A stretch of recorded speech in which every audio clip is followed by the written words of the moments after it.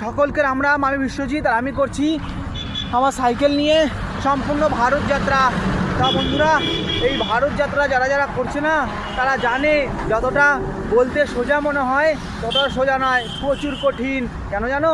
তোমাদের দেখায় বন্ধুরা, এই দেখো আমার বন্ধুর ওপরে কী কী রয়েছে। দেখো, দুটো ব্যাগ রয়েছে, ব্যানার রয়েছে, আমার প্রভু রামচন্দ্র আমার সঙ্গে রয়েছে, আর কত লোড পড়েছে দেখো, গ্যাসও রয়েছে, সবজি রয়েছে, তার সঙ্গে যে ভয়ঙ্কর পথ দিয়ে এখন যাচ্ছি। এই দেখো, এখন যাচ্ছি মহাকালেশ্বর জ্যোতির্লিঙ্গ উজ্জয়িন।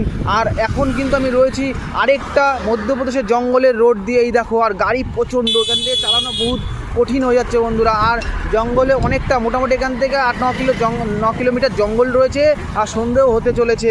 তো বন্ধুরা, যারা যারা যাত্রা করছে না তারা যে কতটা কষ্টের মধ্যে যাত্রা করছে, কষ্ট মানে কি জানো তো? কষ্ট মানে এই যে উঠে পাহাড়ে, সেইটার কথা বলছি।